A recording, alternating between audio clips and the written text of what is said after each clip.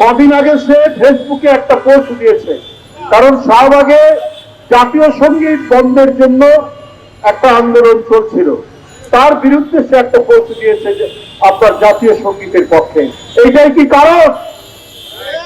আমরা দেখেছি ফাঁসিবাদের আমলে পার্শ্ববর্তী দেশের আগ্রাসনের বিরুদ্ধে, পানি আগ্রাসনের বিরুদ্ধে কথা বলতে গিয়ে আবরারকে হত্যা করা হয়। আজকে জাতীয় সঙ্গীত, জাতীয় পতাকা, ৭১ আমাদের স্বাধীনতার পক্ষে কথা বলতে করে তার জীবন চলে যায়। অর্থাৎ যারা দেশের পক্ষে, যারা আগ্রাসনের বিরুদ্ধে, যারা দেশের স্বাধীনতার পক্ষে, যারা জাতীয় সঙ্গীতের পক্ষে, যারা জাতীয় পতাকার পক্ষে, তাদের জীবন চলে যায়। আমি এই জন্যই বলেছি যে নিশ্চয়ই এর পিছনে কোন রাজনৈতিক কারণ আছে, রাজনৈতিক কারণ আছে। কারণ সে ফেসবুকে যারা আন্দোলন করছিলেন জাতীয় সঙ্গীত ইস্যুতে, তাদের বিরুদ্ধে তার একটা বার্তা ছিল। এটাই কি কারণ? আমি পুলিশ বিভাগকে বলবো, ভালো করে খতিয়ে দেখুন। ভবঘুরে গ্রেফতার করেছেন, মানুষ কিন্তু সব বিষয় সহজভাবে নেয় না। সহজভাবে নিত যদি এই ডিপার্টমেন্টটি সবসময় আপনার সত্য এবং ন্যায় অনুসন্ধান করে যথাযথ ব্যবস্থা নিত, কিন্তু সেইটা তারা নেননি। যেমন আপনার হত্যাকাণ্ডে নেননি, তেমনি আরো ঘটনায় নেননি। আজকে পরিবর্তিত পরিস্থিতি, হাসিনা নেই, দোসররা নেই, রক্তপাত হওয়ার কথা নয়, তারপরেও জানুয়ারি মাসে এই বিশ্ববিদ্যালয়ে তুফাঞ্চল নামে একজন যুবক, তাকে হত্যা করা হয়েছে। সেইখানে কেন রক্তপাত?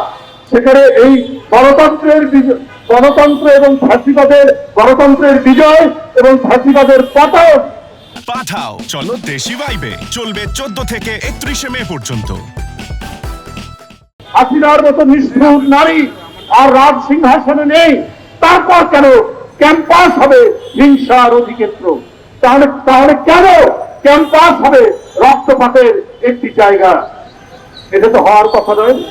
আজকে ভাইস চ্যান্সেলর সাহেব আপনার কাছে গিয়েছিল ছাত্র দলের নেতারা বিচার চাইতে, কারণ বিশ্ববিদ্যালয়ের ছাত্র সাম্য মারা গেছে। আপনি বিরক্ত হয়েছেন, আপনি ক্ষুব্ধ হয়েছেন, আপনি তুই তোকারি করেছেন ছাত্র নেতাদেরকে। কেন ছাত্র নেতাদেরকে তুই তোকারি করেছেন? আপনি শুনতে চান না, কারণ সাম্য ছাত্র দল করে। আপনার রাজনৈতিক চিন্তা দর্শন কি আমরা জানি, আমরা ইতিমধ্যেই জেনে ফেলি। আপনি পছন্দ করেন না যারা জাতীয়তাবাদের পক্ষে ওখানে রাজনৈতিক দর্শন দিয়ে যারা ছাত্র সংগঠন করে। আপনার তো প্রথমে এই নীতি ছিল, বেরিয়ে এসে সেই লাশ দেখা এবং এইটার জন্য প্রয়োজনীয় যে কাজ করবেন আপনি আর আপনার প্রক্টর, দুইজনই আপনারা একটি আদর্শে বিশ্বাস করেন। আর বিশ্ববিদ্যালয়ের কর্তৃপক্ষ নদীর কি বলে যে নদীর ওই যে কি বলে বালু অনেক সময় দখল নেয় না, সেই চর দখলের মতো যদি আপনারা কোন গ্যাংয়ের প্রধান হন, তাহলে তো ওটা বিশ্ববিদ্যালয় বলা যাবে না। আপনাদের মাথায় যে দর্শন, ওইটা ইমপ্লিমেন্ট করার জন্য কাজ করছেন। বাংলাদেশের অনেক বিশ্ববিদ্যালয়ে বর্তমান অন্তর্বর্তীকালীন সরকার এই ধরনের ভাইস চ্যান্সেলর নিয়োগ দিয়েছেন, যারা এই কাজটি করছে। সবগুলো নাই, বেশ কয়েকটি। তাদের উদ্দেশ্যই হচ্ছে তারা যে দর্শনে বিশ্বাস করেন, যে ফিলোসফিতে বিশ্বাস করেন, ওইটা ইমপ্লিমেন্ট করা। কিন্তু আমরা যুগ যুগ ধরে দেখেছি যে বিশ্ববিদ্যালয়ে যে আদর্শে বিশ্বাস করুক ভাইস চ্যান্সেলর, ওটা তার ব্যক্তিগত, কিন্তু উনি যখন একটি প্রশাসনের প্রধান হন, উনি তো শিক্ষক, উনার কাছে প্রতিটি ছাত্র সংগঠন, প্রতিটি ছাত্র সমান মর্যাদা পাবে। তিনি বিশ্ববিদ্যালয়ের শান্তি রক্ষার জন্য সবার সাথে কথা বলবেন।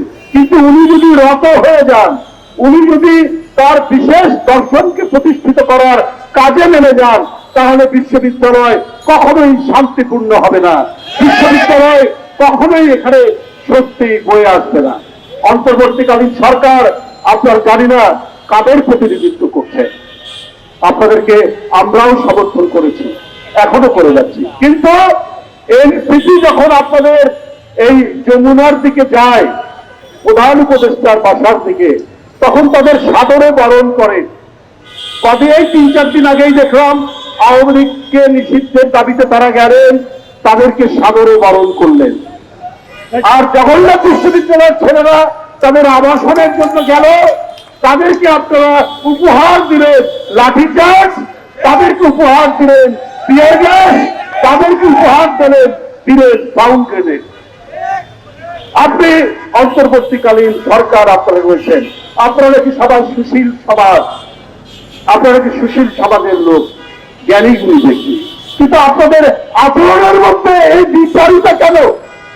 আপনাদের আচরণের মধ্যে এই বিভাজন কেন? আজকে এই উপমহাদেশ অশান্তিতে ভরে উঠেছে, অনেক চক্রান্ত ষড়যন্ত্র চলছে, অনেক কিছু ঘটনা হচ্ছে। আপনারা কি সেই দিকে না তাকিয়েই এইখানে আপনাদের মতো করে দেশ চালাবেন?